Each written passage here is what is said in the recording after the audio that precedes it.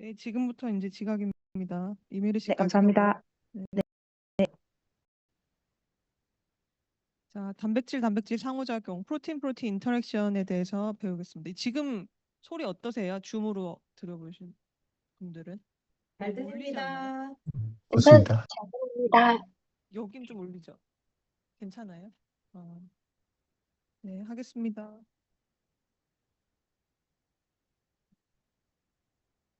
이제 우리가 단백질 상호작용 이제에 대해서 한번 보겠습니다. 이제 줄여서 PPI, 프로틴 인터랙션이라고 많이 얘기하거든요. 그래서 이 프로틴 인터랙션에 대해서 보면은 이제 이 프로틴 PPI는 단백질의 디자인, 그 중에서도 이제 치료제 디자인에서 가장 이제 어떤 핵심적인 주제입니다. PPI가. 그래서 우리가 이제 단백질을 보통 교과서에서 배울 때는 하나의 단백질을 따로 떼서 이렇게 보잖아요. 그 구조랑 기능을 단백질 하나하나 떼가지고 이렇게 보는데 실제 이제 세포 안에서는 단백질이 혼자 떠 있는 경우는 거의 없죠. 단백질이 이제 끊임없이 다른 단백질들을 이제 찾아서 이제 만나서 결합을 하고 기능을 하고 또 이제 그 기능이 이제 필요가 없어지면은 다시 다른 단백질, 다른 파트너 단백질을 찾아서 움직이는 식으로 이제 다이나믹하게 이제 역동적인 이제 움직임을 가지고 있는데 그래서 이제 단백질이라는 그 기능은 이제 본질적으로 어떤 단독된 하나의 단백질이 아니라 다른 단백질과의 관계 속에서 이제 정의된다라고 볼 수가 있습니다. 그러면 이제 이 인간 세포에서 얼마나 이런 상호작용이 많을까요? 이제 우리가 이제 알려져 있기로는 한 65만 개 정도 있다고 알려져 있습니다. 65만 개 정도. 65만 개 정도 이게 뭐냐면 단백질이 아니라 그 상호작용이 65만 개 정도다. 그 쌍을 얘기를 하는 거예요. 프로틴 A랑 프로틴 B가 인터랙션 한다라고 했을 때 그걸 하나라고 쳤을 때 그게 65만 개 정도 있다고 봅니다. 그래서 우리가 이제 이런 상호작용의 전체 집합을 인터랙톰이라고 얘기를 해요. 혹시 들어보신 분 계실지 모르겠는데 우리가 인터랙션 한다고 하잖아요. 그럼 인터랙트 거기에 우리가 이제 지놈 같은 경우에서는 이제 유전자의 집합체를 지놈이라 하고 이제 프로테인이 이제 집합체는 프로테옴이라고 하잖아요. 그래서 이제 이 OM이 글씨가 너무 안 좋네. 그래서 인터랙트에다가 플러스 OME에서 인터랙톰이라고 부르는 거예요. 그 인터랙톰이 뭐냐면은 그 인터랙트하는 단백질의 집합체를 얘기를 하는 거예요. 그래서 보통 우리가 이제 인터랙톰 어널리시스라고 하거든요. 그러면 뭐냐면 단백질과 단백질이 인터랙션 하는 거를 이제 분석을 하는 거예요. 어떤 단백질이랑 인터랙션 하는지에 대해서 이제 분석할 때 우리가 인터랙톰 어널리시스라고 하고 뭐 인터랙톰을 본다라고 할 때 그 인터랙톰입니다. 근데 그 인터랙톰이 사실 이제 같은 성질을 가지는 건 아니에요. 이제 모두 다 프로테인 인터랙션이라고 해서 PPI라고 해서 같은 성질을 가지는 건 아니에요. 이제 크게 이제 이렇게 두 가지로 이제 나눠볼 수가 있습니다. 이제 왼쪽에 있는 게 이제 퍼머넌트 영구적인 PPI입니다. 대표적인 예가 이제 헤모글로빈이죠. 헤모글로빈. 우리가 이제 헤모글로빈은 많이 알고 있죠. 헤모글로빈은 알파 서브 유닛 2개랑 베타 서브 유닛 2개 이렇게 구성이 되어 있죠. 서브 유닛 4개가 이제 결합되어서 그 기능을 하는 거죠. 헤모글로빈 자체가. 그 사량체이죠, 사량체. 근데 이 알파 서브 유닛, 베타 서브 유닛이 사실상 이제 한 번 결합이 되면은 알파 서브 유닛 2개, 베타 서브 유닛 2개죠. 이 4개가 결합이 되면은 사실 떨어지지 않아요. 분리되지가 않습니다. 분리가 되면 산소 운반 기능을 잃을 뿐만 아니라 그 구조 자체가 불안정해져 가지고 그 기능을 제대로 할 수가 없어요. 그래서 이런 영구적인 permanent PPI의 특징은 뭐냐면은 이 헤모글로빈 같은 경우에서는 이제 물론 이제 사량체이지만은 결국에는 이제 두 단백질이 붙어 있는 거잖아요. 단백질이 이제 어쨌든 A라는 단백질, B라는 단백질이 붙어 있는 거니까 그 두 단백질이 그 붙어 있는 그 면, 그 인터페이스라고 할 때 그 인터페이스가 넓습니다. 그리고 이 두 단백질이 결합하는 이 인터페이스가 소수성 성질을 강하게 띠고 있어요. 소수성 성질, 하이드로포빅한 성질을 띠고 있습니다. 왜 그러냐면 이제 이 소수성 잔기, 소수성 이제 아미노산들이 물을 피해서 서로 이제 단단하게 맞물려야지 그 안정한 구조를 유지를 하잖아요.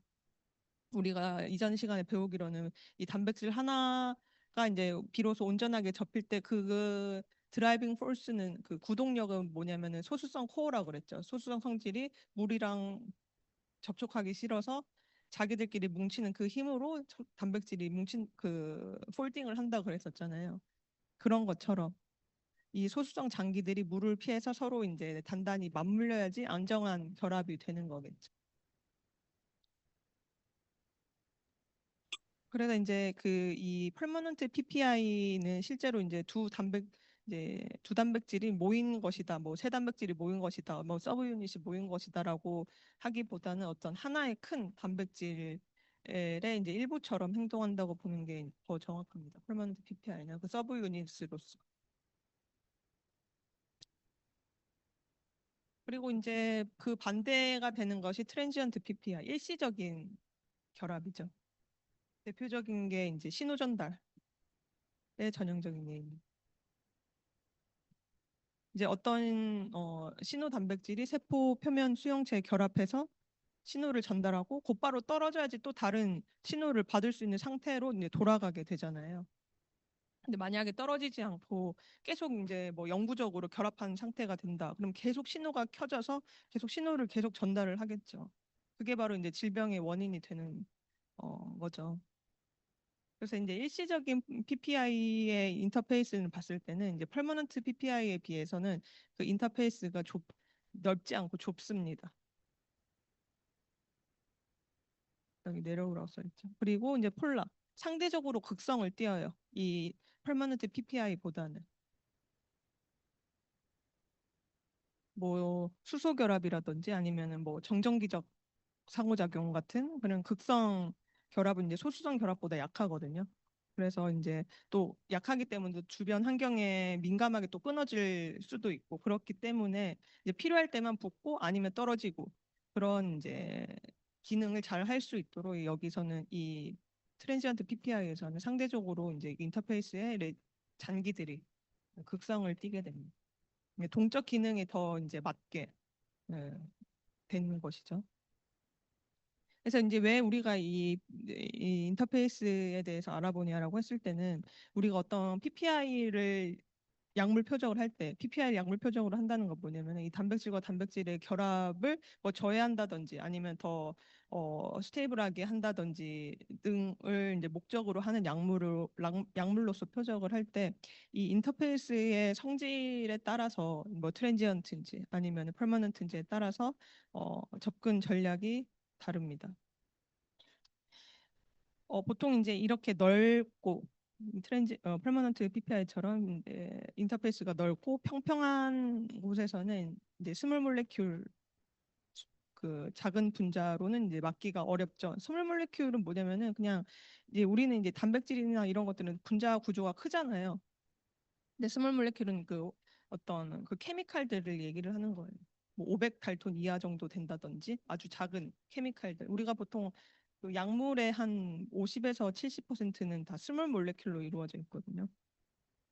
그래서 이 스몰 몰레큘로는 이 프로틴 프로틴 인터랙션 네, 이제 넓은 이 인터페이스를 막기가 힘듭니다. 왜냐하면 여기는 인터페이스가 아주 넓은데 작은 스몰 몰레큘로 이걸 막아봤자 큰 효과가 없을 것이기 때문에 이제 이 인터페이스는 퍼머넌트 PPI에서는 이제 스몰 몰레큘이 막기가 어렵습니다.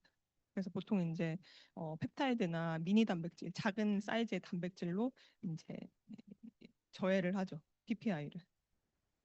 반면에 이제 이 트랜지언트 PPI 같은 경우에서는 이제 스몰 몰레큘러도 이제 접근 이제 저해 또는 뭐 스테이블하게 만드는 것이라든지 그런 게 이제 가능한 경우도 있습니다. 그래서 이제 아래쪽에 여기에 보시면은 이제 PPI가 질병과 어떻게 관련이 있는지에 대해서 이제 제너럴한 정보를 보면은 첫 번째가 암이죠, 암, 캔서. 우리가 많이 알고 있는 단백질, 암에서 가장 유명한 P53 단백질. 이제 그 파트너 단백질이 MDM2 단백질이죠. 예를 들어서 이제 설명을 하는 거예요. MDM2. 이 원래 P53 단백질은 이제 DNA 손상을 감지하면은 세포 분열을 멈춘다든지 아니면은 그 에이팝토시스 세포 참여를 유도하는 기능을 가지고 있어요. 그런데 이 MDM2랑 비정상적으로 강하게 결합을 하면은 이 P53이 분해가 돼 버립니다. 비정상적으로 강하게 결합하면은 이 P53이 분해가 돼. 그럼 어떻게 되겠나요? 그 세포 분열을 멈추지를 못하니까 손상된 세포가 죽지 않고 계속 분열을 해서 결국에는 이제 암이 돼버리는 거죠. 그래서 이제 정상적으로 되어야 될 그 연결되어야 될 상호작용이 끊어졌다가 아니라 오히려 이제 있어서는 안 될 그 결합이 너무 강하게 결합하고 있다. 있어서는 안 될 만큼 너무 강하게, 그러니까 정상보다 더 강하게 결합하고 있다는 거죠. 이 암에서는. 그래서 이제 우리가 이제 약물을 개발한다고 했을 때는 이 비정상적인 강한 결합을 끊어주는 PPI 억제제를 개발을 해야 되는 거겠죠. 두 번째는 이제 감염 질환입니다. 이제 바이러스는 자기 자체로 단백질을 합성하는 그 시스템을 가지고 있지 않아요. 그래서 거의 모든 단계를 이제 숙주 단백질의 도움을 받아야 돼요. 숙주 시스템을 도움을 받아야 되는데 이제 가장 잘 알려진 예가 이제 사스코브2 그 스파이크 단백질이죠. 이 스파이크 단백질이 이 인간의 그 에이스 수용체 이 저번 시간에 배웠었죠. ACE2 이거는 뭐 자세히 알 필요는 없고 이제 그 인간의 에이스2 이 수용체 결합을 해서 이 바이러스가 자기 단백질을 이제 그 세포 안으로 인간 세포 안으로 들어와서 이제 단백질을 번역을 하는 거죠. 그래서 이제 이 스파이크 단백질이 어 그 멤브레인 프로테인이랑 결합하는 이거는 인간 세포 입장에서는 있어서는 안 되는 일이죠. 비정상적인 프로틴 인터랙션이죠. 비정상적인 PPI. 그러니까 이 결합을 이제 막을 수 있다면 감염 자체를 차단할 수 있겠죠. 이런 아이디어로서. 그래서 실제로 이제 항체 치료제나 이제 바이러스 진입 억제제 같은 그런 것들은 모두 이런 이제 PPI를 억제하는 식으로 이제 개발이 되어 있습니다. 그리고 조금 이제 다른 게 이제 뉴로디제너레이션입니다. 신경퇴행성 질환. 이제 알츠하이머의 이제 아밀로이드 베타 플락. 이제 그 플락이 형성되는 거, 딱딱한 플락. 아니면 이제 파킨슨 디지즈에서 이제 알파 시뉴클레인.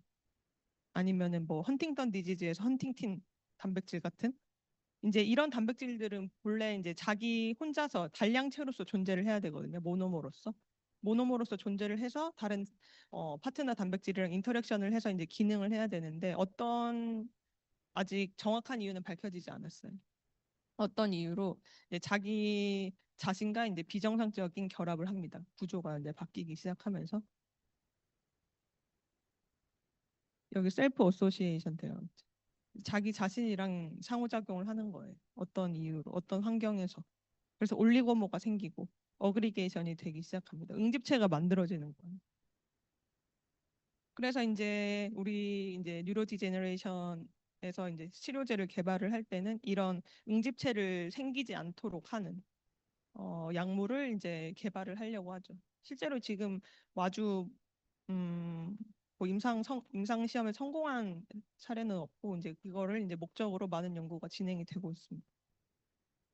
그래서 이런 세 가지 이 사례만 보더라도 우리가 알 수 있는 게 단백질은 하나가 잘못된 게 아니라 어떤 단백질들의 관계가 잘못이 돼서 비정상적인 관계를 맺어서 질병이 되는 것이다라는 것을 알 수가 있습니다.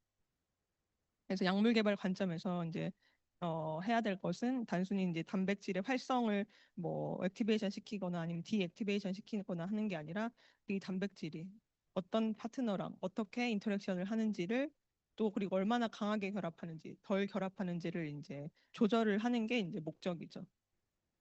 그래서 아까 이 캔서 P53이나 MDM2처럼 너무 강하게 결합하면은 이제 저해제를 개발을 해서 투여를 해야 되고 아니면 결합하지 않는다면은 좀 약하게 결합한다.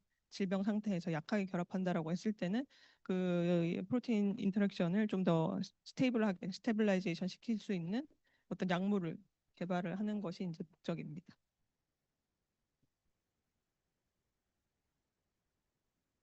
그래서 이제 실제로 이 스몰 몰레큘로는 그 단백질 프로틴 인터랙션을 저해하는 데는 한계가 있습니다. 왜냐하면 아까도 얘기했듯이 퍼머넌트 PPI 같은 경우에서는 인터페이스가 굉장히 크기 때문에 이 작은 스몰 몰레큘이 들어가서 역할을 하기에는 너무 충분치가 않다. 그러면 이제 도대체 그 스몰 몰레큘이랑 프로틴 인터랙션에서의 그 인터페이스는 어떤 모양이랑 성격을 가지고 있는지 이제 구조적으로 한번 보면은 왜, 왜 이 표적은 스몰 몰레큘로는 안 되고 펩타이드나 또는 미니 단백질로만 되는지를 이제 보면은 이제 왼쪽에 보시면은 이제 여기 프로테인 A랑 프로테인 B가 인터랙션 하고 있죠. 근데 이 그림에서 약간 잘못된 게 지금 이제 이렇게 포켓 형태로 그림이 되어 있는데 사실은 약간 평평합니다. 이렇게 이렇게 딱 포켓이 된 게 아니라 약간 이제 평평한 형태로 되어 있어요. 아까도 인터페이스가 평평하다고 얘기했었죠. 그러니까 이게 그림이 노란색이 이렇게 포켓이 아니라 단백질 자체의 인터페이스가 이렇게 평평한 형태로 되어 있어요. 그렇게 보시면 되겠습니다.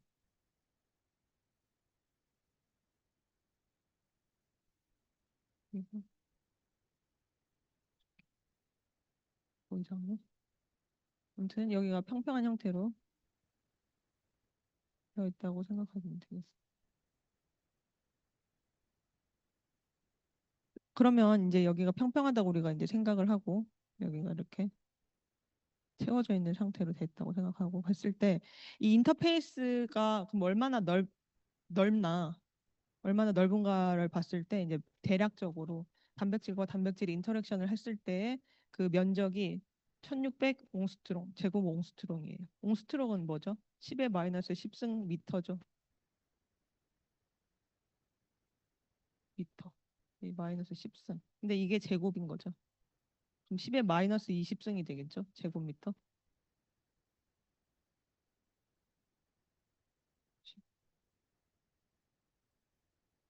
10의 마이너스 20 제곱미터. 이 옹스트롱 제곱 옹스트롱이 10의 마이너스 20 제곱미터. 그러니까 이제 프로테인 A와 프로테인 B 두 단백질이 서로 이제 표면을 이제 절반씩 이제 가리고 있는 구조니까 한 단백질 하나당 한 800 제곱 옹스트롱씩 이제 기여한다고 보시면 됩니다. 참고로 이제 그 스몰 몰레큘이 이제 기능하는 그 면적은 보통 한 300에서 500 제곱 옹스트롱 정도 됩니다. 300에서 500 제곱 옹스트롱. 스몰 몰레큘이 이제 들어가는 그 포켓의 면적을 대략적으로 계산을 해봤을 때 그러면 어떤가요? 이 프로틴 인터페이스 그 PPI 인터페이스에서는 이제 스몰 몰레큘보다는 한 3, 4배 정도 더 넓은 셈이죠. 그리고 이제 단순히 이제 넓다는 게 아니라 이제 스몰 몰레큘이 작용하는 그 부위보다는 여기가 평평한 거예요. 이 프로틴 A와 프로틴 B 이 인터페이스. 그래서 뭐 이제 손바닥 이제 마주 보고 이렇게 딱 대고 있는 것처럼 비교적 이렇게 평평한 두 면이 이제 맞닿아 있는 구조예요. 그러면 이제 스몰 몰레큘 입장에서 한번 생각을 해보면은 여기 아래쪽에 보이는 것처럼 이제 스몰 몰레큘이 강하게 결합하려면 어떻게 해야 되냐면은 이렇게 사방이 이렇게 조금 이렇게 파여 있어야 돼요. 이 스몰 몰레큘이 작용할 수 있게. 작용한다는 건 인터랙션 한다는 거죠. 인터랙션을 제대로 하려면은 그냥 가서 붙는 게 아니겠죠. 그냥 가서 붙는 게 아니라 어떤 그 자기가 작용하고자 하는 그 배위가 있겠죠. 충분한 이제 벽도 있어야 되고 붙잡아줄 벽이 있어야 되고 이런 식으로 좀 이렇게 포켓이 되어 있어야 돼요. 사방에서 이제 그 인터랙션을 할 수 있는 잡아줄 수 있는 어떤 이제 어, 그 뭐죠? 결합을 할 수 있는 그 포켓이 있어야 돼요. 근데 이제 그렇게 해야 되는데 스몰 몰킬 입장에서 이렇게 포켓이 있어야 되는데 PPI에서는 이게 평평하니까 이 스몰 몰레큘 입장에서는 잡아줄 벽이 없겠죠. 충분히 없겠죠. 그래서 이제 우리가 옛날부터 이제 지금이야 이제 단백질 디자인이 이제 잘 그 툴이 많이 개발이 돼서 우리가 이제 막 여러 가지 개발을 한다고 하지만은 옛날부터는 이제 이 PPI에서는 언드러거블 타겟이다라고 했어요. 언드러거블이 뭐냐면은 이제 약물을 개발하기 너무 힘든 언드러거블, 드러거블 하지 않다. 그래서 PPI는 언드러거블 하다라고 우리가 생각을 했었거든요. 근데 지금은 이제 많이 이제 이 프로틴 디자인하는 툴들이 이제 개발이 돼서 이제 많이 개발이 되고 있죠.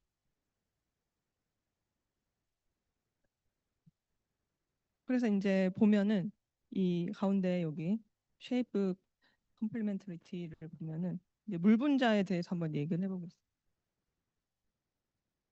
이 두 단백질이 이제 만날 때 이제 평평하다고 했지만 아주 평평하진 않겠죠. 약간의 이런 올록볼록한 부위가 있겠죠. 올록볼록한 부위. 여기서 이제 얼마나 잘 맞물려 있는지를 이제 스코어로 나타낼 수가 있어요. 그게 이제 SC라고 하는 스코어거든요. SC, 쉐이프 컴플리멘터리티 인덱스라고 해서 SC라고 하는데 0에서 1 사이 값을 가집니다. 1이면 완벽하게 완전히 빈틈없이 완벽하게 맞물린 상태. 0이면은 아예 안 맞는 상태예요. 근데 우리가 이제 단백질을 정밀하게 결합한다. 단백질이 이제 뭐 효소가 뭐 기질이랑 정밀하게 결합한다라고 배우지만 실제 이제 PPI에서의 SC 값은 대략 여기 나와 있는 것처럼 0.64, 0.68 사이 정도입니다. 한 70% 정도만 맞물려 있어요. 뭐 항원항체 반응에서 항원항체도 굉장히 스페시픽하게 인터랙션 하는 거죠. 근데도 그게 한 0.64, 0.68, 70% 정도만 맞물려 있어요. 뭐 아주 영구적으로 결합이 되어 있는 올리고모다라고 해도 0.75 정도밖에 되지 않습니다. 그러니까 1이 아닌 거예요. 그럼 한 30%가 남는다는 건데 그 30%가 뭘로 채워져 있냐? 빈 공간이 아니거든요. 그게 이제 바로 물 분자입니다. 이거 지금 이렇게 파란 색깔로 표시된 게 물 분자들이에요. 평균적으로 한 뭐 열에 10에서 한 20개 정도의 물 분자들이 이 인터페이스에 갇혀 있습니다. 갇혀 있다라고 제가 표현한 게 왜 그러냐면은 우리가 생각하는 물처럼 이렇게 벌크 워터, 그러니까 막 떠다니는 자유롭게 떠다니는 그 물 분자가 아니라 구조적으로 고정이 되어 있기 때문이에요. 물 분자가 고정이 되어 있어요. 이 사이에서. 이 브릿지의 이제 기능을 하는 거죠. 이물 분자가. 그래서 이제 단백질 표면의 모양이 완벽하게 결합이 되지 않더라도 A와 B가 완벽하게 결합되지 않더라도 그 물이 그 빈틈을 이제 메우면서 그 수소 결합 네트워크를 완성시켜 주는 거. 물 분자 자체도 수소 결합을 할 수 있으니까 이제 얘가 그 사이에서 프로틴 A와 프로틴 B 사이에서 수소 결합 역할을 하고 있는 거예요. 브릿지 형태를 하고 있는 거죠. 그래서 이제 우리가 디자인을 할 때 이제 바인더 이제 이 서로 이제 결합하는 바인더를 디자인을 할 때 이 단백질과 단백질 결합 면만 이제 고려하기보다는 그 사이 이제 그것만 고려해서는 안 되고 이제 물 분자도 같이 이제 생각을 해야 되는 거예요. 이 물 분자도 결합의 어떤 결정적인 역할을 할 수 있기 때문에. 그래서 뭐 이제 이 실험이나 아니면은 그 목적에 따라서는 이제 물 분자를 들어갈 자리를 의도적으로 남겨두기도 하고 아니면은 물 분자를 이제 밀어내기 위해서 그 대신에 밀어내려면 그 자리에는 어떤 결합이 있어야 되겠죠. 그 결합을 이제 이 여기에 있는 어떤 아미노산의 이제 사이드 체인으로 칙쇄로 채우기도 하고 그런 식으로 이제 디자인을 하게 됩니다. 그래서 이제 제가 두 번째 얘기했던 물 분자를 의도적으로 채우는 거 말고 물 분자를 일부러 배제시키고 여기에 이제 여기에 이제 있는 아미노산의 사이드 체인으로 어떤 결합을 만들어 내는 디자인을 할 때는 그렇게 만들었을 때는 일반적으로 알려져 있기로는 이제 결합력이 10배에서 100배 정도 더 어, 증가한다고 알려져 있습니다. 물 분자 하나를 밀어내면 그 친화도가 더 증가한다라고 약물 디자인을 하는 그 필드에서는 이제 많이 알려져 있는 사실입니다. 그러면 이제 그 슬라이드에 이제 여기에 이 아미노산 조성에 대해서 한번 보겠습니다. 그 인터페이스, 그러니까 프로테인 A와 프로테인 B가 이제 그 결합하는 이 인터페이스의 이제 평균적인 소수성 성질은 어떻냐면은 평균적인 소수성 성질은 어떻냐면은 이 단백질 하나의 내부에 있는 어 코어보다는 소수성 성질이 낮고 소수성 성질이 낮고 어 그 표면보다는 높습니다. 그냥 일반적인 여기 단백질의 표면보다는 소수성 성질이 높아요. 그건 직관적으로 생각했을 때 당연히 그렇겠죠. 단백질이 단독으로 있을 때는 그 부위가 어쨌든 그 물에 노출된 표면이잖아요. 그러니까 어느 정도 친수성을 띄어야 되는데 그렇지 않고 만약에 너무 인터페이스라고 해서 소수성의 성질만 강하다. 그러면은 응집이 돼버리겠죠. 그 부위가. 근데 또 이제 프로테인 A와 프로테인 B 파트너 단백질을 만나서 인터페이스에서 이제 결합을 할 때에는 그 부분은 이제 어쨌든 가려지는 거니까 또 소수성 성질을 어느 정도는 띄어야 되겠습니다. 물로 가려지게 되니까.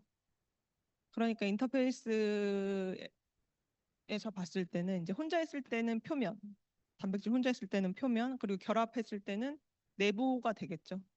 우리가 생각을 해봤을 때. 그래서 이 이중적인 어떤 성질을 가지고 있어요. 그 인터페이스 부분이.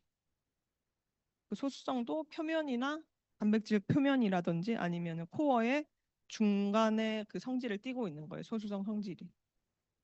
그 인터페이스에 가장 많이 등장하는 아미노산이 이제 여기 보시는 세 개의 아미노산입니다. 이 지금 이 알라닌 같은 경우에서는 구조가 여기가 조금 달라가지고 제가 새로 붙여놓은 거거든요. 이건 참고하시고요. 가장 많이 등장하는 아미노산이 이거 세 개예요. 왜 세 개인지 한번 보겠습니다. 먼저 트립토판. 트립토판 같은 경우에서는 이제 이 고리를 가지고 있죠. 인돌고리라고 하거든요. 여기 인돌은 뭐 어떤 고리의 이름까지는 음, 정확하게 아실 필요는 없지만은 인돌고리를 가지고 있습니다. 방향족 아민 지금 이 육각형 이걸 방향족이라고 하거든요. 방향족 아미노산. 방향족.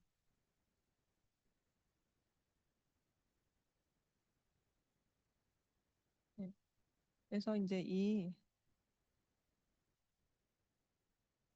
육각형이랑 오각형이 같이 있는 인돌 어, 고리를 가지고 있어요. 이제 그리고 이제 이 사이드 체인이 어디 부분이 이게 다 사이드 체인이죠. 이 부분 이렇게 하면 못 알아보시려나?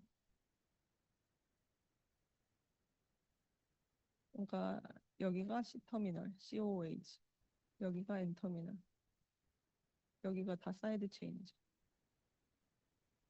R 그룹 우리가 맨날 얘기하던. 이제 이 아무튼 이 사이드 체인 측쇠, 사이드 체인이라고도 하고 측쇠라고도 이제 한국말로 하는데 이 측쇠가 아미노산 중에서 가장 큽니다. 사이즈가. 고리가 두 개 이렇게 붙어 있고 오각형이랑 육각형 고리가 붙어 있는 인돌고리를 가진 가장 커요. 그래서 제가 아까 인터페이스가 평평하다고 그랬잖아요. 이런 평평한 표면에 이제 결합 에너지를 만들려면은 이제 가능한 한 이제 넓은 접촉 면적을 제공을 해야 되는데 아미노산이 그 트립토판이 바로 그 역할을 하는 거예요. 이렇게 큰 사이즈의 사이드 체인을 가지고 측쇠를 가지고. 그래서 한 개의 트립토판이 잘만 이제 자리를 잡으면은 이것만으로도 이제 어떤 상당한 이제 결합 에너지를 해요. 결합 에너지에 이렇게 기여를 할 수 있는 거예요.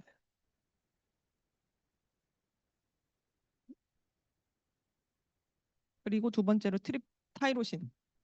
타이로신은 지금 보시면 이 OH기가 달린 이 고리 육각형 고리를 가지고 있죠. 이걸 페놀 고리라고 하거든요. 페놀. 이거는 이제 조금 이중적인 성격을 가지고 있어요. 인터페이스의 그 성질에 이제 딱 맞는 아미노산이죠. 이 지금 이 방향족 육각형 이 고리는 원래 그 자체가 이제 소수성 성질을 띠고 있어요. 이 고리 자체가 육각형 그 탄소 고리 자체가. 그래서 이 고리는 소수성 성질을 띠고 육각형 고리 자체는. 근데 이 OH기는 이 하이드록실기라고도 하는데 아무튼 이 OH기는 수소 결합을 형성할 수가 있습니다. 그러니까 소수성이랑 어떤 수소 결합이랑 같이 이제 역할을 할 수 있는 아미노산이죠. 두 가지 다른 종류의 상호작용을 이제 제공을 할 수가 있으니까. 그 인터페이스의 그 중간적 성격에 잘 맞는 아미노산이 바로 이 타이로신입니다. 그리고 이제 마지막으로 알지닌. 이거 구조 바뀌었어요. 제가 처음에 올려드린 거기 슬라이드랑 다릅니다.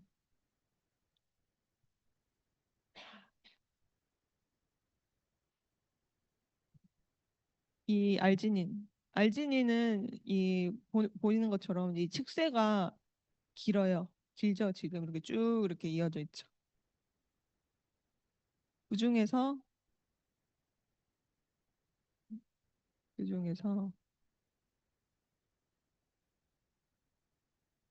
이 부분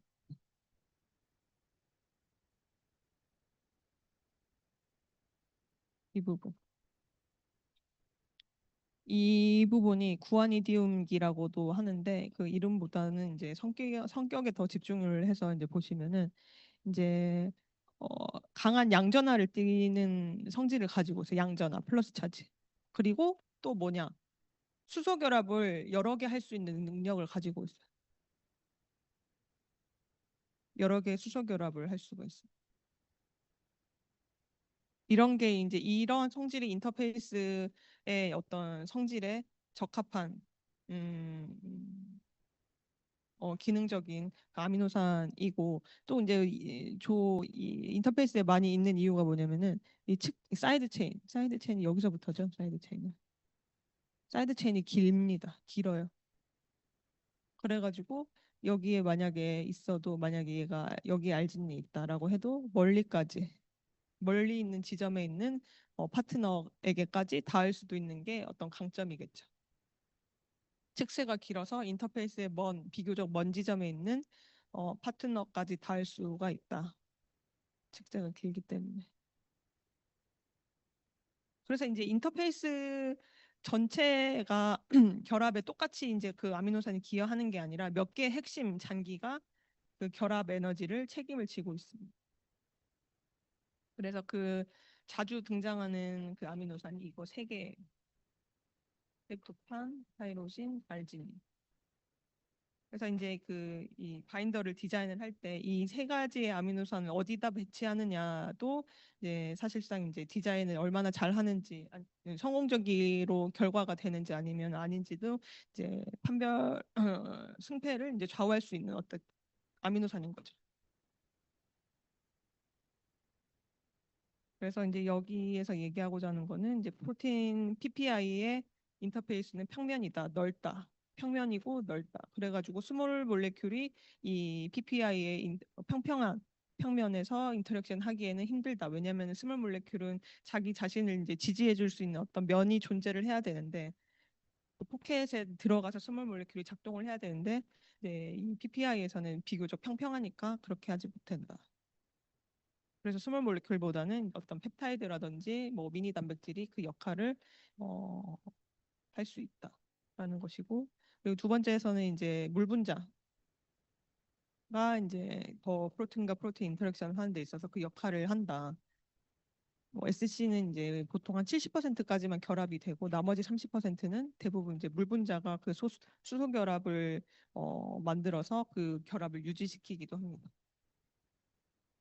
그리고 그 인터페이스에서 자주 등장하는 아미노산이 이 세 가지 아미노산.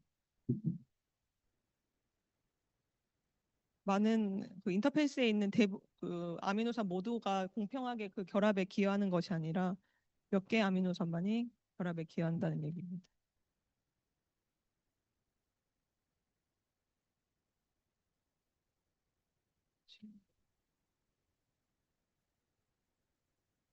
진도가 너무 늦어가지고 아무튼 하겠습니다. 그래서 이제 프로틴 인터랙션에서 이제 중요한 개념 중에 하나가 바로 이 핫스팟입니다. 핫스팟.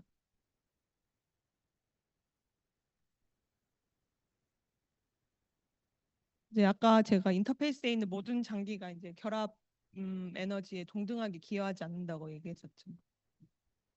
그래서 이제 여기 이 슬라이드에 보시는 것처럼 알라닌 스캐닝 뮤타제네시스라는 실험에서 이제 확인을 해볼 수가 이게 무슨 실험이냐면은 이제 아미노산 단백질을 구성하고 있는 아미노산이 있잖아요.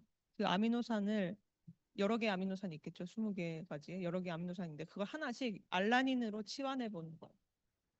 트립토판 원래는 트립토판 자리인데 그 자리에 트립토판 대신에 알라닌 넣는다. 뭐 타이로신 있었는데 타이로신 대신에 알라닌 넣는다. 라고 한번 다 치환을 해봐요. 그러면은 그 치환을 했을 때 그 그 레지듀 그 아미노산이 단백질 기능이나 결합에 얼마나 중요한지 평가할 수 있는 방법인 거죠. 다른 아미노산으로 치환을 했을 때 얼마나 기능이 바뀌는지, 얼마나 결합력이 떨어지는지를 어, 확인해 보는 거예요. 그래서 왜 근데 굳이 알라닌이냐? 이제 이 알라닌은 어떻게 생겼냐면은 이제 그 사이드 체인 축쇄가 그 메틸기 하나만 있어요. CH3 하나만. 그래서 이제 아주 그 글로벌한 관점에서 구조 교란은 최소화하면서 그 이 칡쇄 기존의 이제 칡쇄 상호작용만 제거를 할 수 있기 때문에 이제 보통 알라닌으로 이제 바꿔서 이제 이 바인딩의 핫스팟을 찾는데 많이 사용을 합니다.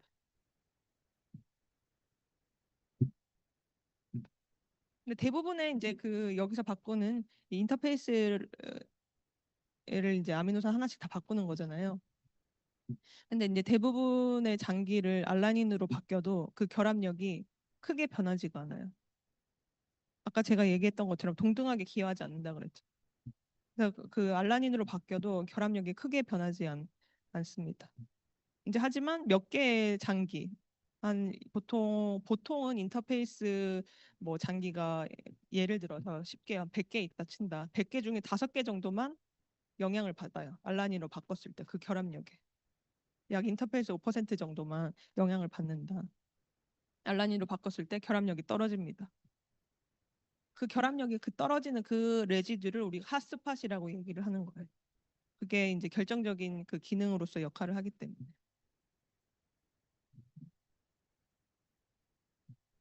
보통 그 보통 그러면은 바꿨을 때 알라니로 바꿨을 때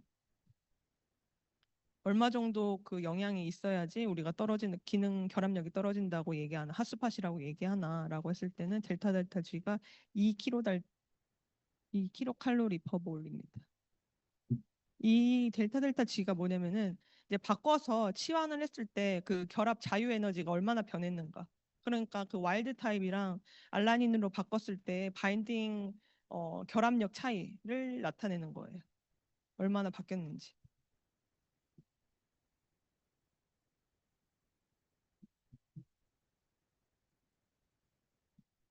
몇 개의 어 여기서 보면은 이 그림으로 예를 들면은 이 인터페이스에 300개의 아미노산이 있다.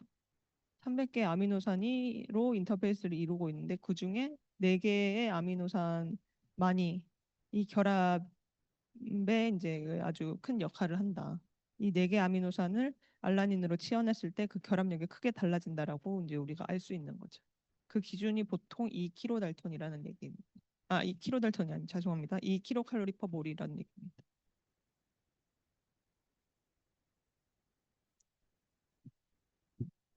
그러면 이제 우리가 생각을 해볼 수 있는 게 그러면 이제 다른 이 그 밖에 아미노산들은 어떤 역할을 하나? 그냥 있는 것인가? 아니죠. 그냥 있는 것은 아닙니다. 뭐냐면 이제 우리가 이 오링 하이퍼테시스라고 하는데 이제 여기 이 빨간 게 우리가 이 빨간색으로 표시한 이 아미노산이라고 해봐요. 핫스팟. 그러면은 나머지 이 아미노산들 결합에 크게 관여하지 않은 아미노산들은 이 핫스팟을 이제 배회하고 있는 거예요. 왜? 물 분자랑 결합하지 못하도록, 물 분자가 들어오지 못하도록, 물 분자를 배제시키는 거죠. 이 다른 아미노산들이. 그, 그 밖에 다른 이 아미노산들은 그 결합에는 큰 역할을 하지는 않지만은 이 핫스팟 주변의 물을 이제 배제를 해가지고 핫스팟의 상호작용이 더 효과적으로 작용할 수 있도록, 작동할 수 있도록 그 환경을 만들어주는 거예요.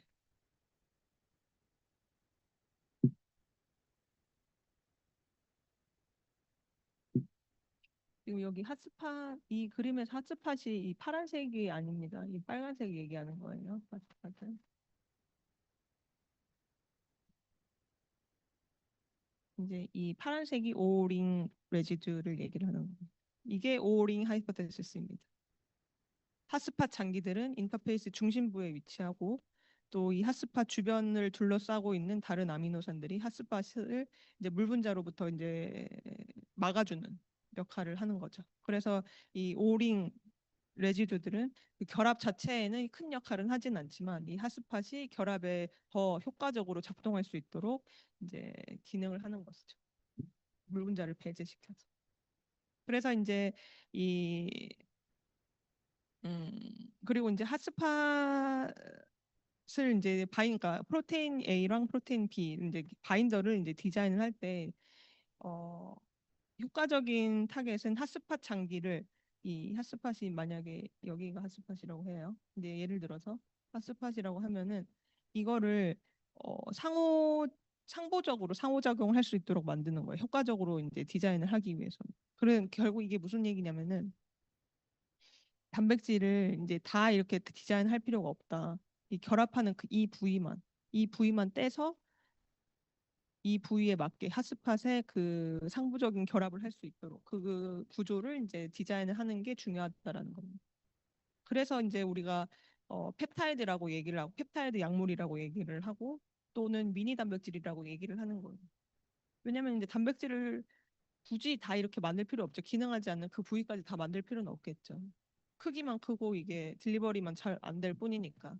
그래서 딱 그 핫스팟만 타겟을 해서 거기만 건드릴 수 있도록 맞게 디자인을 하는 것이 중요하다. 그래서 이제 작게 만들수록 우리가 이제 더 경제적으로도 좋고 여러 가지로 더 효율적이니까 딜리버리 할 때도 좋고 하니까 미니 프로테인이라고도 얘기를 하고 아니면 펩타이드라고도 얘기를 합니다.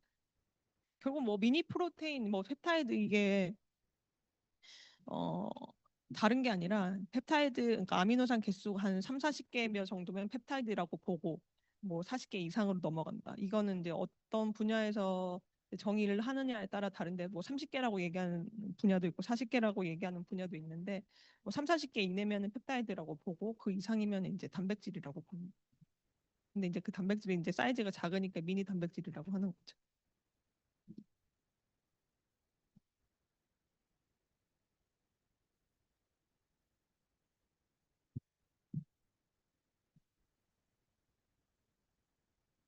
그래서 조금만 더 하겠습니다.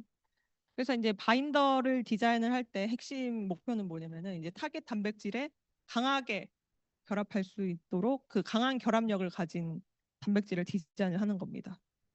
강한 결합 친화도를 달성을 하는 거죠. 그래서 이제 보통 우리가 이제 KD 혹시 들어보셨는지 모르겠는데 KD라는 해리 상수의 개념이 있죠. 먼저 이제 어, 생각을 해보면은 이제 프로테인 A랑 프로테인 B가 있어요. 근데 이게 이제 가역적인 반응으로 프로테인 A, B 이 복합체를 만듭니다. 이 복합체를 만든 이런 지금 반응이 있다고 가정을 해봐요. 그럼 이 KD는 어떻게 계산하냐면은 KD는 이게, 이게 지금 농도입니다. 제가 쓰는 게 A의 농도 곱하기 B의 농도 그리고 A, B 복합체의 농도. 네. 농도는 보통 이렇게 이 무슨 가루라고 하죠? 꺽- 이 대가루는 아니고 이걸 쓰거든요. 이렇게 KD 해리상수 KD는 A의 농도 곱하기 B의 농도 나누기 이 AB 복합체의 농도입니다. 그래서 그 복합체가 얼마나 잘 해리되는지, 잘 분리되는지를 나타내는 지수예요. 그러면 뭐겠어요? 작을수록 결합력이 더 강한 거겠죠. KD 값이 작을수록. 왜냐면은 A, B 복합체의 농도가 더 많은 거니까 분모가 더 크면은 당연히 KD는 더 작아지겠죠. 그러니까 KD 값이 작을수록 결합력이 강하다라고 해석합니다. 그래서 오른쪽에 여기 바인딩 어피니티 스케일스로 보시면 이제 밀리몰라 10의 마이너스 3승은 very weak 약한 결합력입니다. 10의 마이너스 6승 마이크로몰라는 이제 중간 정도의 결합력. 이제 보통의 이제 약물 타겟이 한 요 정도 결합력을 가지고 있어요. 나노몰라 10의 마이너스 9승은 강한 결합력. 보통 이제 항원항체의 결합력이 이 정도의 결합을 가지고 있어요.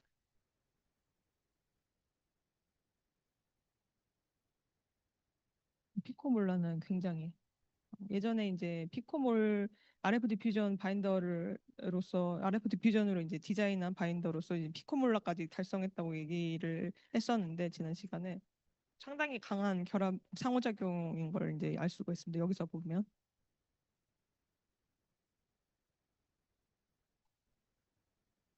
그리고 이제 델타 G 아까도 이제 잠깐 얘기했지만 델타 G가 있죠. 델타 G가 음수면은 뭔가요? 음수일수록 더 결합했을 때 더 안정하다는 거죠. 델타 G가 음수라는 것은 복합체 A, B가 분리된 상태였을 때보다 각각의 A였을 때 또는 B였을 때보다 복합체를 형성했을 때 더 에너지적으로 안정하다는 뜻이에요. 델타 G가 음수면은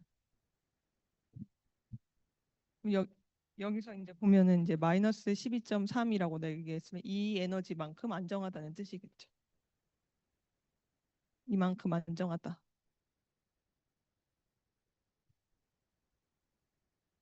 지난번에 우리 지난 시간에 단백질이 다 혼자 있었을 때 어, 구조가 접히지 않고 펼쳐져 있을 때보다 접혔을 때 더 안정하다라고 했는데 그 안정성이 마지널 스테빌리티 기억나시나요? 더 가까스로 안정한 상태. 그게 그 사이즈가 마이너스 15 정도였었거든요. 그러니까 거의 비슷하죠. 단백질 혼자였을 때 접혔을 때의 안정성이랑 이제 결합했을 때 이제 안정해지는 정도가 비슷한 값인 것을 알 수가 있습니다.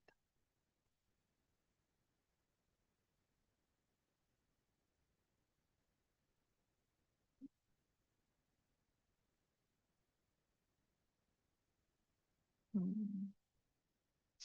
네, 그래서 이제 델타 G를 또 이런 식으로 또 풀어서 쓸 수가 있어요. 델타 G는 델타 H 마이너스 이 T는 온도, 절대 온도죠. 절대 온도. 그냥 우리가 뭐 사도씩 그거 아니라 이제 켈빈이라고 단위를 쓰는 이제 절대 온도고 그리고 델타 S. H는 엔탈피 그리고 S는 엔트로피죠. 엔트로피. 이거 뭐 중요한 건 아니고 이 지금 이 수업에서는 이제 결국 뭐냐면은 결합이 자발적으로 일어나려면 A와 B가 자발적으로 결합을 하려면 이 델타 G가 음수해야 된다 이 말입니다. 음수.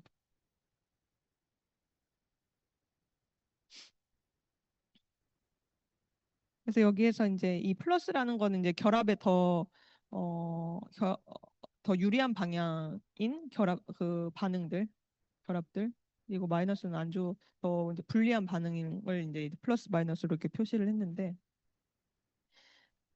어, 먼저 엔탈피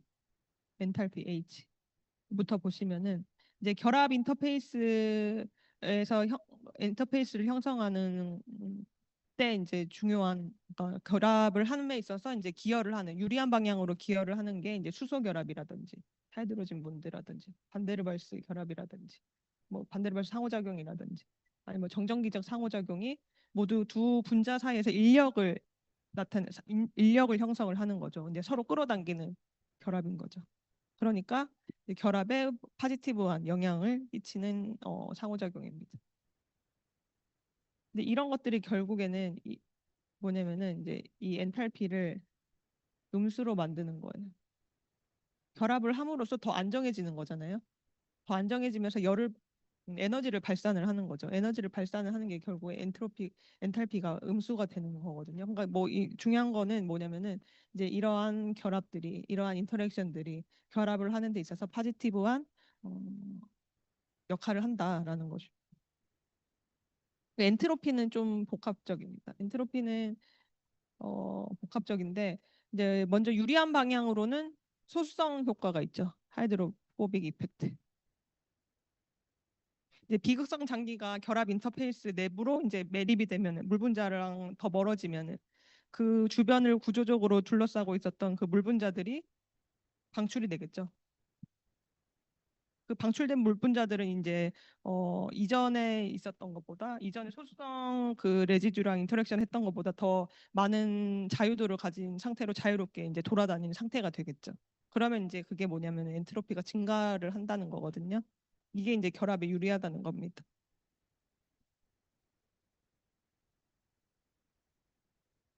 이런 내용은 네, 이거까지는 이제 많이 너무 설명하면 너무 이제 연력학적인 얘기니까 많이 하진 않겠습니다. 간단하게 이제 하겠습니다. 그냥. 음. 그래서 이제 뭐냐면 결국엔 이 그 엔트로피 이제 깁스 에너 이게 깁스 에너지건 자유 에너지가 이제 음수가 되기 위해서는 이러한 이제 이 엔탈피는 이제 음수가 돼야 되고 그리고 이 엔트로피 이제 자유도라는 얘기거든요. 이 엔트로피가 S 엔트로피도 이제 플러스가 될 수도 있고 마이너스가 될 수도 있는데 그 반응에 있어서 이제 그게 서로 이제 상호적이다. 뭐 아무리 이제 이 엔트로피가 음수가 된다고 해서 엔탈피가 당연히 다 음수가 되는 건 아니고 엔탈피가 음수가 된다고 해서 이 엔트로피가 다 음수가 되는 것은 아니다. 서로 상부적이기 때문에 그것을 이제 잘 우리가 디자인을 함에 있어서 잘 이제 그 조절을 해서 디자인을 해야 된다라는 얘기입니다.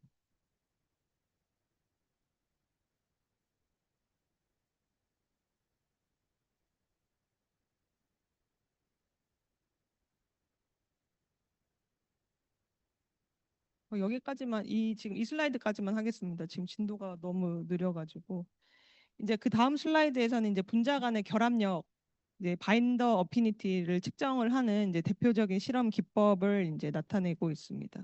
이제 단순히 약물을 개발을 했을 때 이제 단백질 디자인에서 단순히 붙는다 또는 안 붙는다만 보는 게 아니라 얼마나 강하게 붙냐 아니면 얼마나 빨리 붙냐 아니면 얼마나 빨리 떨어지냐를 이제 정량적으로 실험할 수 있어야 됩니다. 그래서 그 실험 기법이 지금 간단하게 정리가 되어 있고 여기서는 이제 단백질 디자인 수업이니까 이 실험 기법에 대해서 뭐 자세하게 배운다기보다는 어떤 실험을 통해서 무엇을 이제 우리 정보를 얻을 수 있는지를 이제 배워보겠습니다. 가장 많이 사용하는 게 SPR입니다. SPR, Surface Plasmon Resonance. 표면 플라즈몬 공명. 굳이 이제 한국말로 하면 이거거든요. SPR.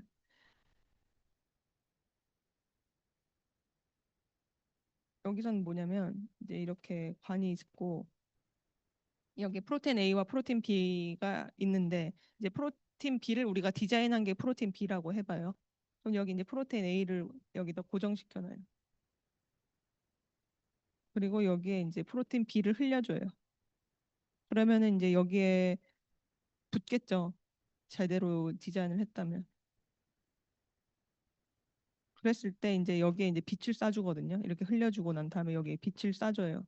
그러면은 이제 그냥 단백질 A만 있을 때랑 단백질 A랑 단백질 B랑 인터랙션 했을 때랑 빛을 쏴줄 때 굴절률이 다릅니다. 프로테인 서로가 바인딩 했을 때랑 바인딩 하지 않았을 때 굴절률이 빛을 쏴줬을 때 달라요. 그걸 이제 우리가 계산을 하는 거예요. 광학적으로 감지를 하는 겁니다. 그래서 얼마나 이 SPR 실험을 통해서 얼마나 빨리 일어나는지, 바인딩이 얼마나 빨리 일어나는지, 그리고 얼마나 빨리 떨어지는지 그게 이제 K-on, K-off거든요. K-on이 얼마나 빨리 붙는지, 결합이. K-off는 얼마나 빨리 떨어지는지. 그리고 최종적인 이제 결합 친화도는 KD까지 이 정밀하게 얻을 수가 있습니다.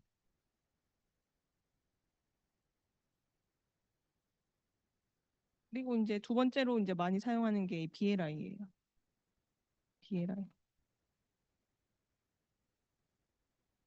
BLI는 뭐냐면 이것도 비슷해요. 에스페알리랑. 여기에 이렇게 프로테인 A를 만약에 둬요. 이렇게 붙여놓고 여기에 어떤 웰에다가 이게 이제 어떤 프로브 같은 거거든요. 그래서 여기 이렇게 담궈요. 여기는 이제 프로테인 B들이 이렇게 담궈져 있고 그러면 이제 제대로 이 디자인 했으면 여기 붙겠죠. 여기다 이렇게 또 A에 이렇게 붙겠죠. 그리고 나서 이제 여기 어떤 빛을 쏴주거든요. 빛을 여기에 쏴줬을 때 다시 이제 반사되는 그 빛의 파장이 또 달라요. 바인딩 했을 때랑 바인딩 하지 않았을 때. 그 광학 신호를 이제 BLI를 통해서 이제 바인딩을 했는지 아니면 하지 않았는지를 우리가 판별을 할 수가 있습니다. 그래서 이제 결합 친화도까지 우리가 확인을 할 수가 있습니다. 그래서 보통 이제 이 실험은 이제 대량 실험을 할 때 빠르게 이제 스크리닝 할 때 이제 이 BLI 실험을 많이 이용을 해요. 초기에 이제 후보 물질 선별을 할 때 여러 개 이제 다 단백질 후보군이 있으면은 이 A라는 단백질에 붙는 단백질이 어떤 것인지 빨리 확인을 할 때 이제 BLI를 많이 씁니다.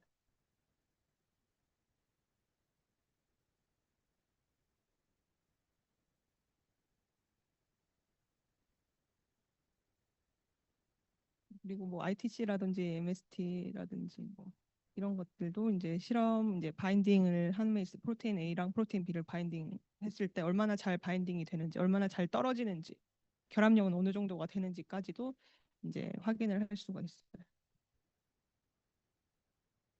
특히 이제 ITC 같은 경우에서는 이제 열 변화를 측정을 하는 거거든요. 이 이름에서 알 수 있듯이 아이소서멀 열 변화를 미세한 열 변화를 측정을 하는 방법이에요. 그래서 이제 여기서의 장점은 뭐냐면은 지금 제가 얘기했던 SPR이라든지 BLI는 이 단백질을 고정시켜 놨었잖아요. 근데 이 ITC는 그럴 필요가 없고 레이블링을 한다든지 아니면은 표면을 고정시킬 필요가 없다는 게 이제 장점이겠죠.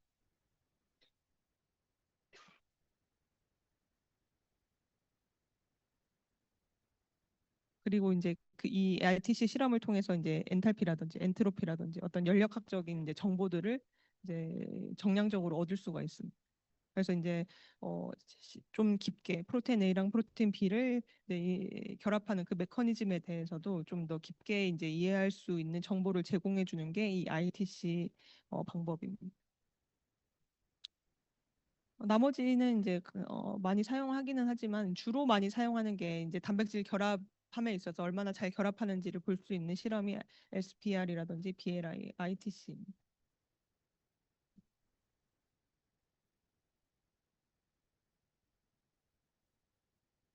이 다음부터는 거의 몇 개 안 남았긴 했는데 다음 시간에 어, 진행을 하도록 하겠습니다. 근데 파이몰 실습은 하고 싶으세요? 어떠세요?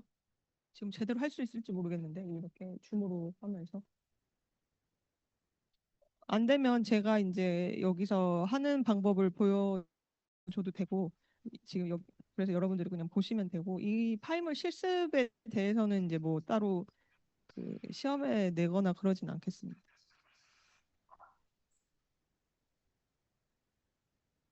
네, 질문 있나요? 네, 교수님, 질문 있습니다. 네. 네, 보통 단백질이 기능을 하기 위해서